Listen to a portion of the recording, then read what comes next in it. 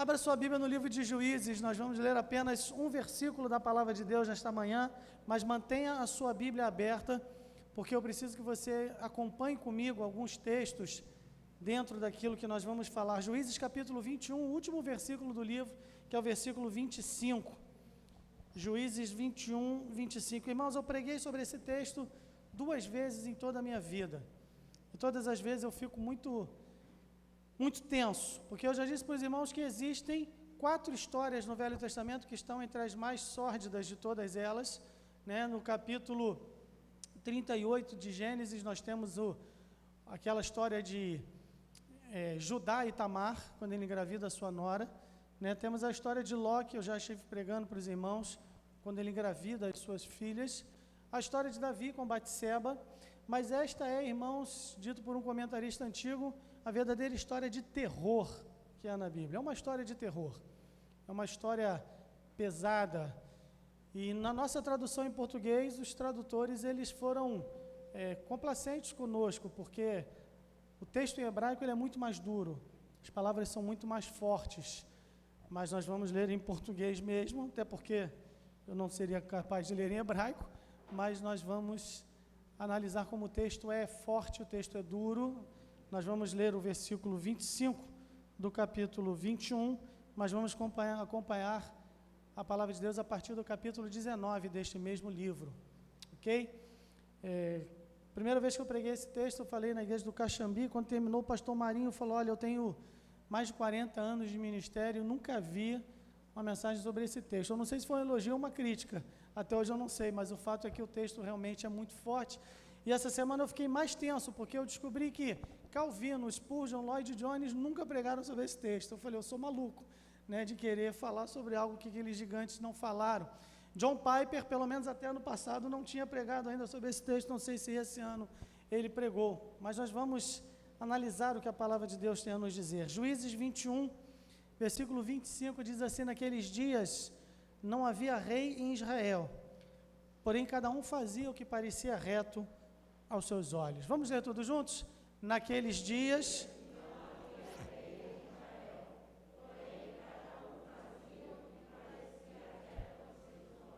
Mas nós precisamos entender o que significa essa expressão, naqueles dias não havia rei em Israel. O período dos juízes, ele é o período de mais baixo nível espiritual na história do povo de Israel. Foi um período terrível, um período em que o povo se afastou de Deus grandemente.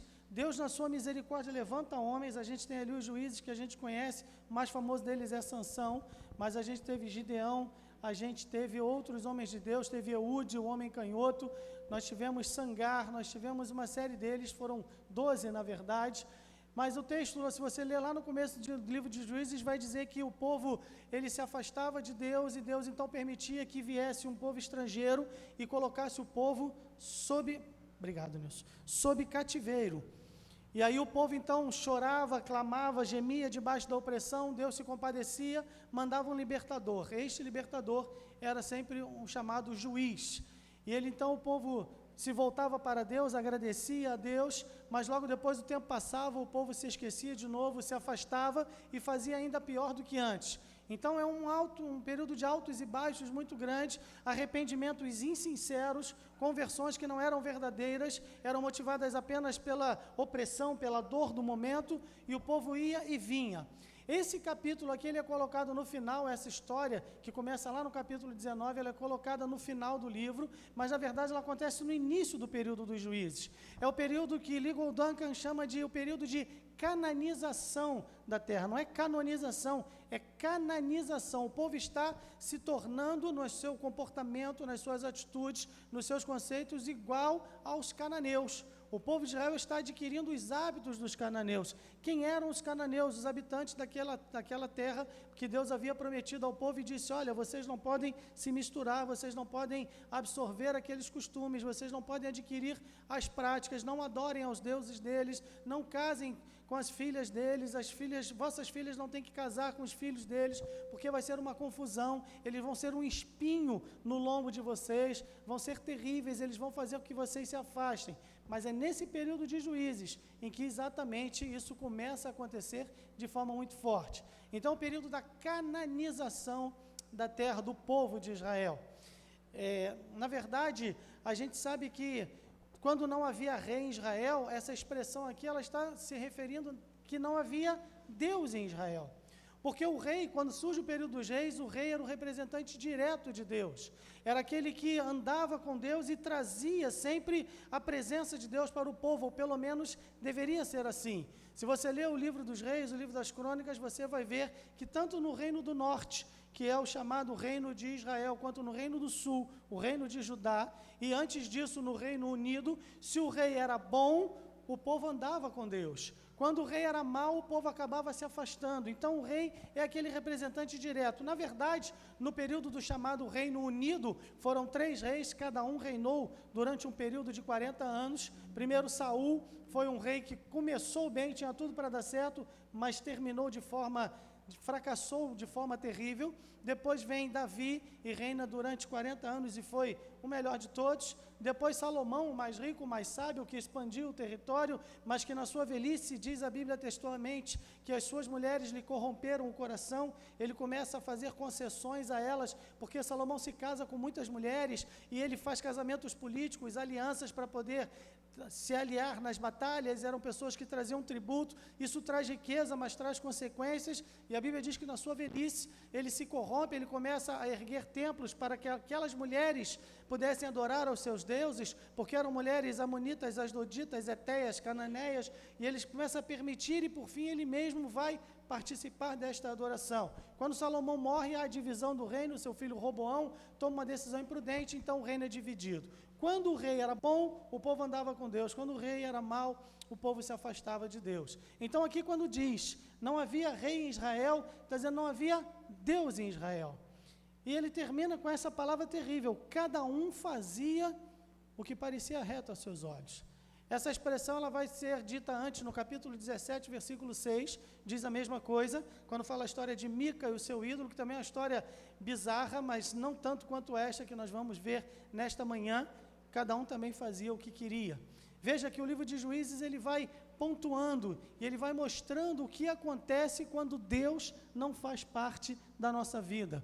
Quando embora conheçamos a Deus, porque o povo conhecia, quando embora já tenhamos sido grandemente abençoados por Deus, porque o povo já o fora por diversas vezes, durante muito tempo, ainda assim o povo se afastara de Deus. E quando não há Deus em Israel, é exatamente isso que acontece. Cada um faz o que acha melhor, cada um faz o que quer. Veja, isso é tão antigo quanto o Éden. Deus cria um homem, coloca lá no jardim, cria uma mulher para ele está feliz, ele está perfeito, tudo é pleno, não há problemas, não há dificuldades, não há nada que possa atrapalhar a sua vida, mas eles dão ouvidos à serpente de que eles poderiam ser mais do que eram na verdade. Esta é a grande loucura do ser humano, é a vaidade, é o querer ser igual a Deus, é querer ser o seu próprio Deus. Foi este exatamente o argumento da serpente. Porque Deus sabe que no dia em que dele comerdes deste fruto, sereis como Deus, vossos olhos se abrirão, vocês conhecerão bem e o mal, vocês saberão tudo. E aí a Bíblia diz que Eva olha para aquele fruto, é agradável aos olhos, desejável para dar conhecimento, toma, come, Adão come também com ela, e a gente conhece a história. Fato é que o homem, ele sempre procura esta autonomia de Deus. É algo que está arraigado no nosso coração. E mesmo conhecendo a Deus, e mesmo sabendo quem Deus é, nós temos, você e eu, precisamos lutar a cada dia contra este impulso, contra este desejo insano de autonomia. Eu faço o que eu quero, eu faço o que é melhor para mim, eu busco a minha própria vontade.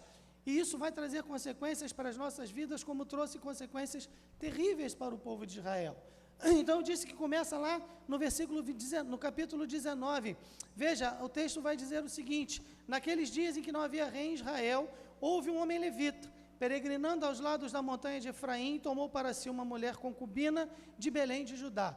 Este homem, ele se casa, ele é do povo de Deus, ele é um levita, ele é alguém da tribo sacerdotal, ele é alguém que conhece a lei, é alguém que deve fazer com que a lei seja cumprida, zelar por ensinar a lei, fazer com que a lei possa ser cumprida. Ele se casa com uma mulher. No texto aqui, diz toma para si uma mulher concubina, mas na verdade, no original, a palavra ele é Isha. Isha é esposa. ela não era uma concubina. O autor chama ela de concubina aqui por causa do que ela fez, porque se você continuar a leitura do texto, vai dizer que ela se comporta textualmente, ela se comporta como uma meretriz, ela adultera, ela abandona o seu lar, ela foge, ela vai embora. E o texto diz que aquele homem vai atrás da mulher. Diz no versículo 3, seu marido se levantou, partiu após ela, para lhe falar conforme o seu coração, tornar a trazê-la.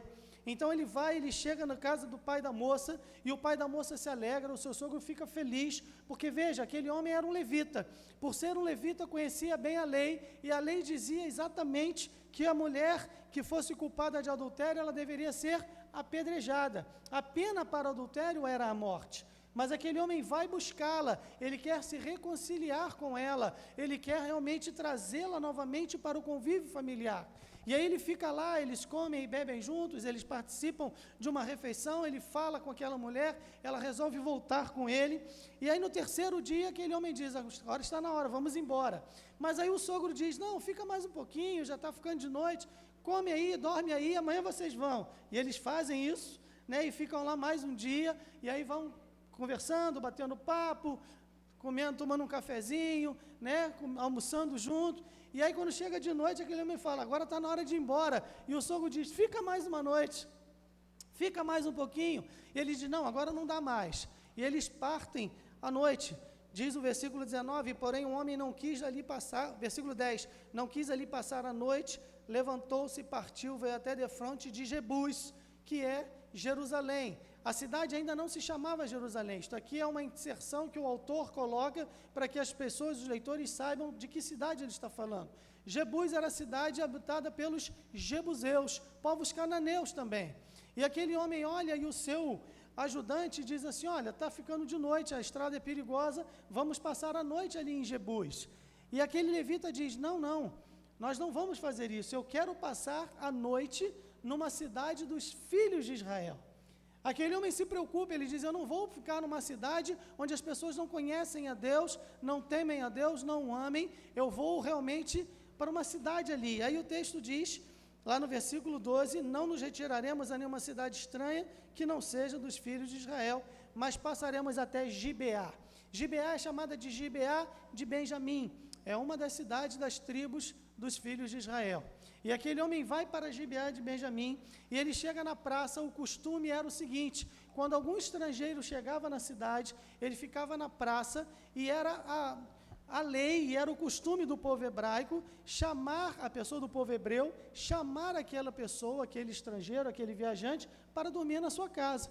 Olha, você tem lugar para passar a noite? Não, então vamos lá para a minha casa. E aquele homem fica ali na praça, e veja, nenhum daqueles homens da cidade de Gibeá, benjamitas, do povo de Deus, nenhum daqueles homens cumpriu a lei. Nenhum daqueles homens chama o levita, a sua esposa, e o seu ajudante, o seu servo, para passarem a noite lá. E ele fica na praça até que vem um homem, né, um senhor, lá do versículo 19, no versículo 20, disse o velho, Pai seja contigo, tudo quanto te faltar, fique ao meu encargo, então somente não passes a noite na praça. Ele leva aquele homem para sua casa, dá comida para os animais, para os jumentos, dá pasto, dá alimento, dá um abrigo para eles, e eles ficam lá. Agora a história começa a ficar muito feia. Veja no versículo 22. Estando eles alegrando o seu coração, eis que os homens daquela cidade, Gibeá de Benjamim, do povo de Israel, que eram filhos de Belial, cercaram a casa batendo a porta e falaram ao velho senhor da casa, dizendo, tira para fora o homem que entrou em tua casa, para que o conheçamos. Você lembra dessa história? Na história de Ló em Sodoma, foi exatamente o que aqueles homens de Sodoma queriam fazer, queriam estuprar o homem. O povo de Deus, os filhos de Israel, da tribo de Benjamim, foram lá para violentar um homem que também era dos filhos de Israel. E aí a primeira lição que eu quero destacar é que quando não há Deus em Israel, os homens dão vazão aos instintos mais baixos que existem no seu coração. Essa é a primeira lição que eu quero deixar para você refletir nesta manhã. Eu disse que o texto é ruim, a história é suja, a história é feia, e a Bíblia não esconde nada para que você e eu possamos aprender isso. Aqueles homens que conheciam a Deus foram levados a fazer algo inimaginável e que, com certeza, se algum tempo antes alguém dissesse que eles fariam isso, talvez eles dissessem jamais, porque conhecemos ao Senhor. Nós precisamos entender, irmãos, de uma vez por todas, que o nosso coração é mau, é pecaminoso. O apóstolo Paulo diz: miserável homem que sou, o bem que eu quero fazer eu não faço, o mal que eu não quero fazer, este eu faço. Não existe pecado que nós não sejamos capazes de cometer, depende da oportunidade e da comunhão que estivermos com Deus. Eu jamais faria isso, eu jamais faria aquilo. Isso é coisa de gente. Não, irmãos, nós precisamos entender que quando não há Deus em Israel, quando não há rei, quando não há presença de Deus, nós podemos ser levados a fazer coisas inimagináveis. Se não isso, como eles queriam fazer aqui, mas outras coisas tão ruins quanto. É a primeira coisa que o texto diz, mas o fato é que aqueles homens, eles agora têm uma atitude, aquele velho, ele diz assim: olha, eu tenho aqui uma filha virgem e a concubina deste homem. Vamos fazer o seguinte, eu vou dar essas meninas a vocês e vocês podem fazer o que quiserem com elas. Foi exatamente o que aconteceu lá em Sodoma com Ló. Parece que a história se repete. O homem, ele é basicamente o mesmo. O pecado no coração do homem é algo terrível. E aquele velho oferece então, e aqueles homens ficam batendo na porta, e ele joga a sua esposa lá fora, porque a mulher era uma propriedade do homem. A mulher era como se fora um utensílio, um animal, um móvel. Não era dado valor à mulher. E aquela mulher é jogada lá fora, irmãos, e se alguma mulher, alguma vez na história bíblica, passou uma noite das mais terríveis, foi esta mulher. Veja o texto vai dizer o seguinte: aqueles homens, no versículo 25, não quiseram ouvir. Então aquele homem pegou da sua concubina, lhe atirou para fora, eles a conheceram, eles violentaram aquela mulher, abusaram dela toda a noite, até pela manhã, e subindo a alva, a deixaram. E ao romper da manhã, veio a mulher, caiu à porta da casa daquele homem onde estava seu senhor, e ficou ali, até que se fez claro. Você entende o que aconteceu ali? Aquela mulher foi jogada fora de casa, a porta foi fechada às suas costas, e aqueles homens abusaram dela a noite toda. De manhã, eles vão embora, aquela mulher rasteja, ferida, sangrando, enfraquecida, ela rasteja até a porta de casa e morre ali. É isso que aconteceu. Foi isso que aconteceu. Nada mais, nada menos do que isso. Essa é a história. E aí o texto vai dizer que aqueles homens violentaram a mulher e foram embora, porque não havia Deus em Israel. E quando não há Deus em Israel, nós somos levados a viver a segunda lição, pensando primeiro em nós mesmos. Veja os versículos de 23 a 26, vão dizer exatamente isso. Não, eu tenho aqui uma filha virgem, tenho a concubina deste homem, e note, aquele velho que fez a proposta, a filha dele não foi jogada lá fora. Ele fala isso para se livrar e oferece a sua filha e a esposa do seu hóspede. Mas ele não joga a sua filha, somente a esposa do seu hóspede foi jogada lá fora. Quando não há Deus em Israel, pensamos primeiro em nós mesmos. Vivemos pensando no que nos satisfaz, no que nos é conveniente, no que é melhor para cada um de nós, e esquecemos do outro.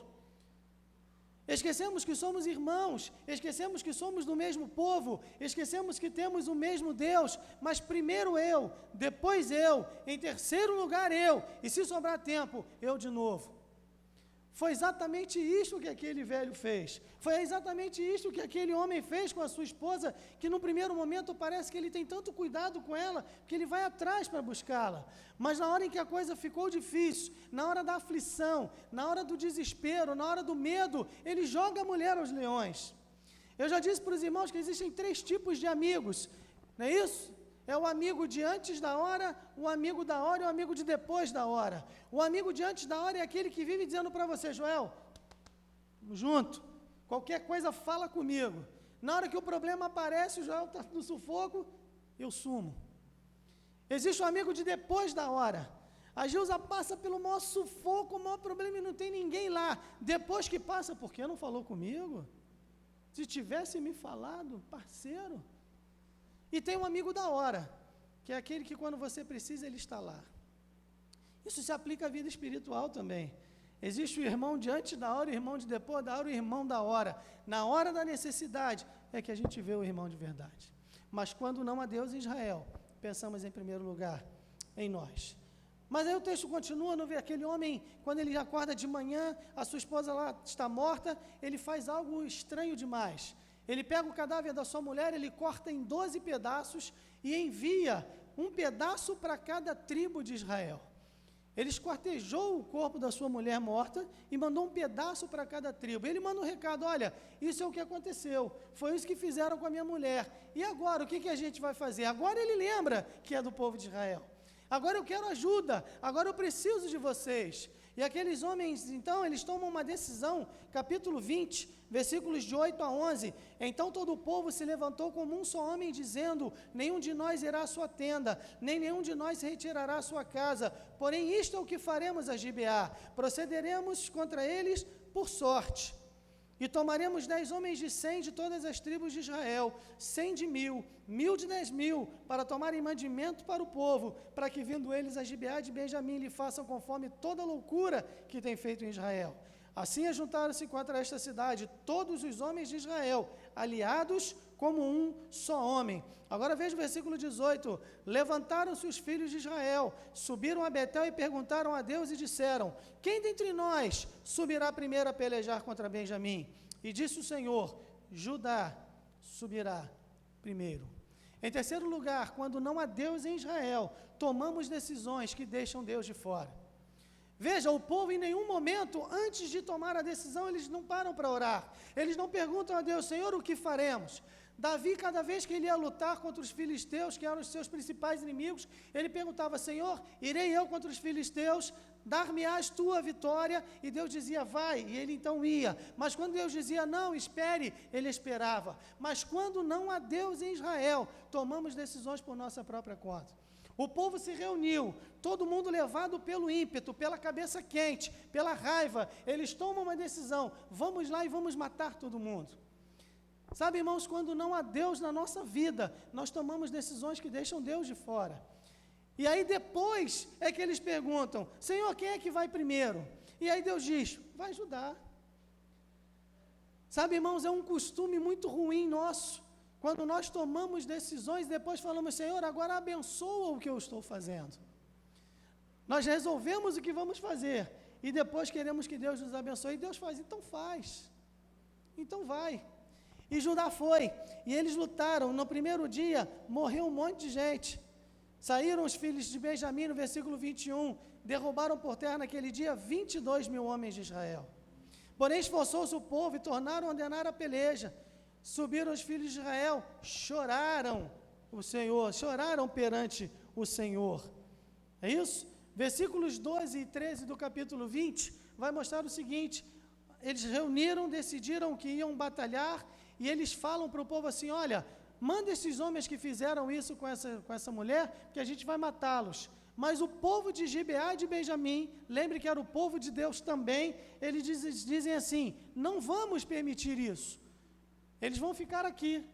Quando não há Deus em Israel, em quarto lugar, nós insistimos no nosso pecado. Nós ficamos surdos aos apelos do Evangelho, aos apelos da palavra de Deus. Aqueles homens poderiam ter resolvido a questão dizendo, olha, vocês pecaram, precisam pagar pelo pecado. Não, eles se associam com os pecadores. Quando não há Deus em Israel, é isso que fazemos. Existe muito crente que está andando junto com o não crente, é amigo, é parceiro, é chegado e fala igual e age igual e não há diferença entre o crente e o não crente. A gente não consegue mais ver qual é a diferença. Porque quando não há Deus em Israel, nós nos associamos ao pecado, nós insistimos no pecado. Foi isso que o povo de Gibeá de Benjamim fez. Não, deixa eles aqui, são amigos nossos. Precisamos estar atentos, irmãos, porque a palavra de Deus nos diz, não ameis o mundo, nem o que no mundo há, porque tudo que há no mundo, a soberba dos olhos, a soberba da carne, a concupiscência dos olhos, a concupiscência da carne e a soberba da vida, não provém de Deus, mas do mundo. Existe crente que está na igreja, e eu não sei, irmãos, essa semana eu estava lendo um comentário do bispo Raio, e ele dizia o seguinte: há pessoas que estão na igreja, mas estão infelizes. E ele dizia: eu me pergunto por que elas não deixam a igreja. E ele mesmo dá a resposta: porque eles conhecem muito do evangelho para que se sintam totalmente à vontade do mundo. Mas eles amam demais ao mundo para que se sintam totalmente felizes na igreja. Quando não há Deus em Israel, nosso coração é dividido. A nossa fidelidade é dividida. E aqueles que têm coração dividido, diz o profeta, serão culpados. É isso que acontece. Então eles tomam essa decisão, eles perdem, eles morrem. Depois, no versículo 11, nós vemos exatamente isso. Ajuntaram-se contra a cidade todos os homens de Israel, aliados como um só homem. Agora eles perdem, e no versículo 23 diz assim: subiram os filhos de Israel, choraram perante o Senhor até a tarde, e perguntaram ao Senhor, dizendo: tornar-me-ei a chegar a peleja contra os filhos de Benjamim, meu irmão? E disse o Senhor: subi contra ele. Irmãos, quando não há Deus em Israel, nós fazemos oração sem adoração. O que significa oração sem adoração? Quando Jó, ele recebe a notícia de que perdeu o seu gado, perdeu os seus bens, perdeu tudo, e depois os seus filhos morrem, ele fica reduzido a nada. A Bíblia diz que ele rasga suas vestes, ele chora e ele adora ao Senhor. Eu já disse para os irmãos que uma das características fundamentais da adoração, qual é? É reconhecer a soberania de Deus. Adorar é reconhecer quem Deus é. Adorar não significa necessariamente cantar, adorar não significa necessariamente ler, adorar não significa necessariamente pregar. Adorar é submeter-se à vontade de Deus. A Bíblia diz que Jó adora, e ele fala: o Senhor deu, o Senhor tomou, bendito seja o nome do Senhor. Isto é adoração. Mas o povo aqui, eles tomaram a decisão, não consultaram a Deus, não adoraram, e quando eles vão chorar, eles não confessam o seu pecado. Eles não falam: Senhor, nós erramos, Senhor, nós tomamos decisões erradas. Não, eles só perguntam: Senhor, vamos de novo ou não? O Senhor vai nos ajudar ou não? Esta é a oração daqueles que não se submetem a Deus. Queremos pressionar o Senhor, queremos colocar Deus contra a parede, queremos que Deus faça aquilo que nos é agradável. Senhor, me abençoa. Senhor, aqui estou eu, olha para a minha necessidade. Vivemos uma época de um cristianismo altamente antropocêntrico, em que o homem é o centro. Não é Deus que é o mais importante, não é a vontade do Senhor, é o meu desejo, é o que eu quero, são as minhas escolhas, são as minhas decisões, são os meus caminhos. Senhor, eu vou ou não vou? E Deus diz o quê? Vai de novo. E eles pensam: iremos, porque o Senhor autorizou. É preciso que entendamos, irmãos, que nem sempre Deus está concordando conosco com aquilo que fazemos, mas Ele está permitindo, e nós perdemos as batalhas, e nós apanhamos, e temos derrotas, mas não aprendemos. E o texto diz que eles choraram, e Deus diz: vai.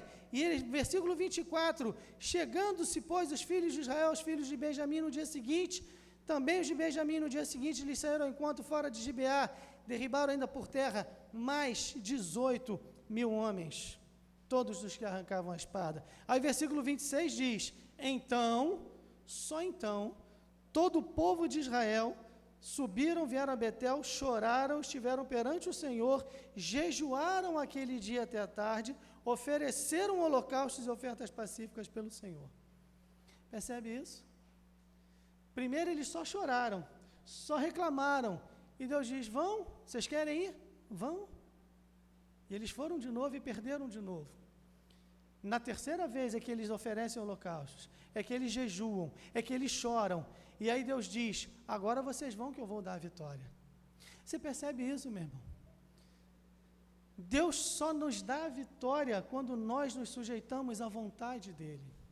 Quando nós o buscamos em adoração. Quando nós o buscamos com atitude de culto verdadeiro. Deus não está à nossa disposição para fazer aquilo que nós queremos. Deus não é alguém a quem nós possamos pressionar e cobrar e exigir nada, tomar posse e decretar bobagem, loucura, insanidade espiritual. Nossa posição é de suplicantes. E quando o povo se humilha, e só então, por isso tem um então aqui, então o povo fez isso. E aí Deus diz, disse o Senhor, versículo 28, subi, que amanhã eu entregarei na tua mão. E aí eles vão lá, e lutam, e vencem. Sabe, irmãos, o texto vai continuar dizendo que eles vão à batalha, e agora eles vencem, a tribo de Benjamim é praticamente exterminada. Sobraram apenas 600 homens. Morreu quase todo mundo. E aqueles 600 homens foram e se escondem numa caverna. E agora o povo volta. O capítulo 20 termina dizendo, versículo 48, os homens de Israel voltaram para os filhos de Benjamim, os feriram ao fio da espada, desde os homens da cidade até os animais, tudo quanto ali se achava, e também a todas as cidades quantas se acharam, puseram a fogo. Agora acontece que o versículo 21, ele diz que eles tinham feito um juramento. Quando eles tomaram a decisão lá de atacar os benjamitas, eles fizeram um juramento, olha, todo aquele que não atender a convocação será morto. E depois da batalha, eles agora vão perguntar, quem é que não veio? Nós convocamos quem é que não veio. E aí eles lembraram, olha, alguém disse, os moradores de Jabes e Gileade não vieram à convocação, eles não lutaram contra os benjamitas. Ah, é? Então agora a gente vai lá e vai matar todo mundo. Olha a loucura da história, irmãos. Aqueles que eram, em princípio, aliados, porque se recusaram a participar do massacre, foram todos mortos. Eles se juntam, vão a Jabes e Gileade e matam todo mundo. Está aqui, ó. Ora, tinham jurado os homens de Israel em Mispá, dizendo, nenhum de nós dará essa mulher por filha. E aí eles vão lá, versículo 8, disseram, alguma das tribos de Israel que não subisse ao Senhor a Mispa, eis que ninguém de Jabes e Gileade vieram ao arraial à congregação, porquanto o povo se contou, e eis que nenhum dos moradores de Jabes e Gileade se achou ali. Então o ajuntamento enviou lá 12.000 homens dos mais valentes e lhes ordenou, dizendo, ide, e ao fio da espada feria os moradores de Jabes e Gileade, e as mulheres, e aos meninos. E aí eles agora estão preocupados com os benjamitas que sobraram. Sobraram 600 homens, e agora eles ficam com peninha, e começam a dizer, e agora? Acabou uma tribo, o que a gente vai fazer? Tadinhos deles, foram eles que mataram, foram eles que exterminaram a tribo toda, e agora eles estão preocupados que só tem 600 homens, e vai acabar, e eles choram, o povo se arrependeu, lá no versículo 15, por causa de Benjamim, porquanto o Senhor tinha feito abertura nas tribos de Israel. Quando não há Deus em Israel, fazemos votos impensados e colocamos a culpa em Deus. O Senhor colocou, o Senhor destruiu. E aí eles vão lá, matam os homens de Jabes e Gileade. Você sabe quem eram os homens de Jabes e Gileade? Esta é uma cidade de gente honrada. É uma cidade que quando Saul foi morto e os filisteus colocaram seu corpo lá no templo de Dagom, preso no muro, estes homens de Jabes e Gileade, eles vão invadir a cidade dos filisteus, eles vão ao templo de Dagom, eles colocam a sua vida em risco, eles arrancam o corpo de Saul de lá, eles levam o corpo de volta e eles fazem um enterro decente para Saul. Foi esse tipo de gente, esse tipo de caráter que foi destruído lá no período dos juízes, antes dos reis, porque não havia rei em Israel, porque não havia Deus em Israel. Estes homens foram massacrados porque se recusaram a fazer o que é certo. Quando não há Deus em Israel, tomamos o certo pelo errado e o errado pelo certo. E colocamos a culpa em Deus. Por que Deus não me abençoa? Que coisa. E aí a história é tão estranha, irmãos. É tão esquisita que parece quase inacreditável. Eles agora falam assim, o que a gente vai fazer para ajudar esses homens? Tadinhos, a gente matou todo mundo, né? Agora tem 600. Vamos fazer o seguinte, já que o pessoal de Jabes e Gileade não veio para a batalha, a gente vai lá, mata todo mundo. Olha que coisa impressionante. A gente vai lá, mata todo mundo, mas as mulheres virgens, a gente traz para que casem com os homens de Benjamim. Que aí eles vão se reproduzir e a tribo não vai acabar. E eles foram lá, mataram todo mundo e trouxeram 400 mulheres, mas tinham 600 homens. Tinham 600 homens para 400 mulheres. E aí é que a história fica mais bizarra do que nunca. Porque alguém fala assim, o que a gente vai fazer? Aí algum iluminado lá falou, tive uma ideia. É igual a assembleia. Na assembleia, na igreja, quando alguém fala assim, tive uma ideia, o pastor chega a tremer. Porque tem uma ideia e alguém vai vir com aquela ideia mirabolante, vai ter alguém para dizer apoiado, aí já era, vai discutir o assunto. Olha, irmãos, alguém falou assim, tive uma ideia. Existe uma festa em Siló. Eu vou ler o texto. Versículo 16 do capítulo 21. Disseram os anciãos do ajuntamento, que faremos acerca de mulheres para os que ficaram de resto, pois estão destruídas as mulheres de Benjamim. Disseram mais, a herança dos que ficaram de resto é de Benjamim, e nenhuma tribo de Israel deve ser destruída, foram eles que destruíram. Porém, nós não lhes poderemos dar mulheres às nossas filhas, porque os filhos de Israel juraram dizendo, maldito aquele que der mulher aos benjamitas. Eles se comprometeram e agora não podem. Então disseram, aí que vem a ideia, eis que de ano em ano, a solenidade do Senhor em Siló, que se celebra para o norte de Betel, da banda do nascente do sol, pelo caminho alto que sobe de Betel a Siquém, para o sul de Lebona. E mandaram aos filhos de Benjamim, dizendo, ide, presta atenção, ide e emboscai-vos nas vinhas, e olhai, e eis aí, saindo as filhas de Siló a dançar em ranchos, saí vós das vinhas, arrebatai cada um sua mulher das filhas de Siló, e ide-vos à terra de Benjamim. E será que quando seus pais ou seus irmãos vierem a litigar conosco, nós lhes diremos, por amor de nós, tende compaixão deles, pois nesta guerra não tomamos mulheres para cada um deles, porque não lhes destes vós, para que agora ficasseis culpados. E os filhos de Benjamim fizeram assim, levaram mulheres conforme o número deles, das que arrebataram dos ranchos que dançavam, e foram-se, voltaram à sua herança, reedificaram as cidades e habitaram nelas. Também os filhos de Israel partiram então dali, cada um para a sua tribo, para a sua geração, e saíram dali, cada um para a sua herança. Você entendeu o que aconteceu aqui? Tinham 600 homens e 400 mulheres. Bom, a gente prometeu que nenhuma das nossas filhas aqui pode casar com eles. A gente fez o juramento, e a gente é crente mesmo. Palavra de crente. A gente falou que não ia, mataram todo mundo, mas a gente se comprometeu. Então, o que eu vou fazer? Olha só, tem a festa lá em Siló, que as meninas ficam dançando. Aí eles chamam os benjamitas, os 200 que faltaram, e falam assim, olha só, no dia da festa, vocês se escondem ali nos arbustos. Quando a menina passar, você vai lá e sequestra ela e leva para casa. Aí, se os pais delas vierem reclamar com a gente, falam, não tenha piedade. Tadinhos, eles precisam de esposa.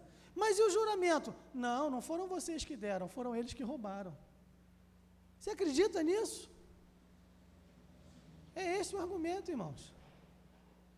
É esse o argumento, quando não há Deus em Israel. Jeitinho para racionalizar o pecado. Não se chama o pecado de pecado. Tadinho. Não foram vocês, foram eles. Não é bem assim. Não, o contexto é outro.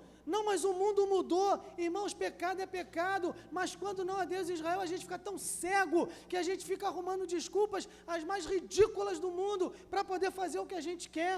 E sabe, a gente fica sempre achando que Deus vai ser paciente, que Deus vai entender, porque Deus é amoroso, mas tudo tem limite, irmãos. Eu fico com medo de algum dia a paciência de Deus acabar comigo, acabar na minha vida. Deus fala, André, chega, não te aguento mais.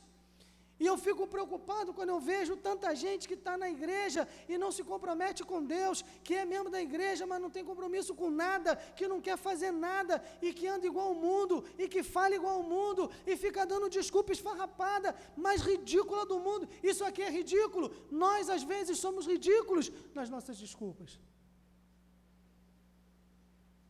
Quando não há Deus em Israel, cada um faz o que parece reto aos seus olhos. E aí a gente olha para essa história e pensa assim, nossa, mas que pessoas horríveis, né? Pessoas que fazem coisas absurdas. Quando a guerra acabou, a Segunda Guerra Mundial, houve uma caçada aos principais líderes do nazismo. E existiu um homem chamado Adolf Eichmann, acho que é isso, chamado açougueiro do nazismo. Ele foi um dos maiores responsáveis pelo massacre dos judeus. Ele idealizou as câmaras de gás, onde os judeus eram mandados para lá, e ele foi preso na Argentina em 1955, e ele foi levado de volta para a Alemanha para ser julgado. Na verdade, ele foi julgado em Israel. E um menino, na época dele, viu os seus pais sendo mortos por causa deste homem. E aquele homem agora já era um adulto e ele vai ao tribunal, ele vai a esse julgamento. Ele sobreviveu, seus pais morreram, seus irmãos morreram, toda a sua família foi morta e ele foi um sobrevivente daquele holocausto. E ele vai ao julgamento. Essa história está no livro chamado A Banalização da Violência, de uma repórter israelense. E aí, aquele homem vai ao julgamento e quando aquele homem entrou e eles cruzaram os seus olhos, aquele judeu que estava lá, que era um menino na época, agora um homem, ele desmaiou. Ele desmaiou no meio do tribunal. Levaram aquele homem para fora, cuidaram dele, e aí, tempos depois ele foi chamado para dar uma entrevista naquele programa nos Estados Unidos, 60 Minutes, programa famoso de entrevista lá, e o repórter perguntou para ele, o que aconteceu naquele dia quando você desmaiou? Foi a lembrança de tudo que você viveu, de tudo que você viu? Foi raiva? Foi amargura? O que foi? Aquele homem surpreendeu o mundo, sabe por quê? Porque ele disse o seguinte, para todo mundo ouvir, aquele programa é passado nos Estados Unidos, em quase todo o país, e aquele homem disse, olha, quando eu olhei para aquele homem, e eu era um menino, a lembrança que eu tinha dele, era a minha lembrança de menino, e para mim aquele homem era um monstro, era alguém sobrenatural, era alguém totalmente diferente. E quando eu olhei para aquele homem, eu vi que ele não é um super-homem, ele não é um monstro, ele não é alguém diferente, ele é um ser humano igual a mim. E o que me fez desmaiar foi a constatação de que se ele é um ser humano e foi capaz de fazer o que ele fez, é porque eu também sou, porque o mal reside no meu coração. Sabe, irmãos, nós gostamos sempre de achar que os outros são muito ruins. Mas quando aquele homem se confrontou consigo mesmo e contemplou toda a amargura, a dor, a raiva, o desejo de vingança, o ódio, a maldade que havia nele mesmo, ele desmaiou, porque ele não pôde suportar o que ele conheceu de si mesmo. Sabe, irmãos, quando não há Deus em Israel, cada um faz o que parece reto aos seus olhos. Só que tem algo que você e eu precisamos aprender. E eu disse que o texto era duro. Nós precisamos aprender que o que é reto, só é reto, não é porque eu acho, mas é porque Deus diz que é. E o que Deus não diz que é, não é, por mais que eu queira, por mais que eu force, por mais que eu justifique, por mais que eu queira contornar, por mais que eu queira dar jeitinho, por mais que eu queira culpar o outro, não é reto, porque Deus assim determinou.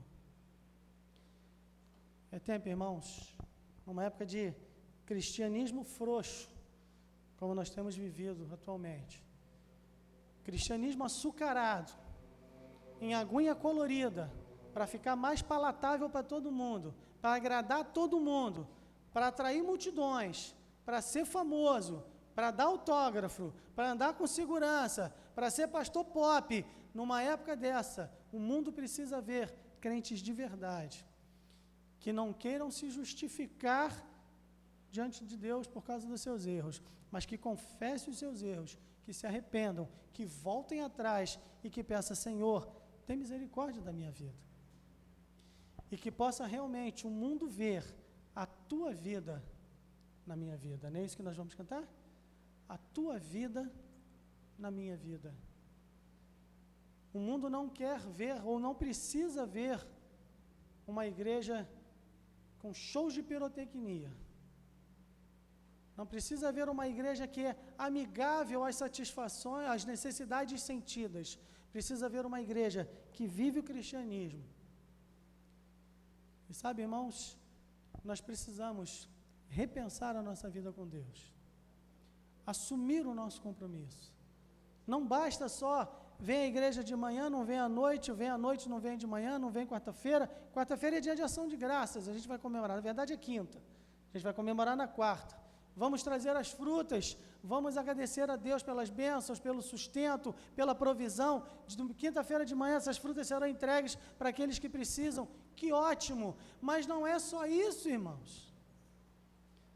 Não são apenas programações especiais, é o dia a dia da vida com Deus, é o andar com o Senhor. Talvez você pense, pastor, que palavra desagradável, eu não gosto desse texto. Não é um texto que eu goste, não é um texto que me agrade, porque ele me confronta com as minhas próprias fragilidades, incoerências e inconsistências. Mas se nós formos sinceros, nós vamos olhar para um texto como esse, vamos enxergar um pouco ou muito de nós mesmos, para que possamos consertar a nossa vida com Deus. É tempo de mudar. Vem em mim reinar com tudo que eu sou.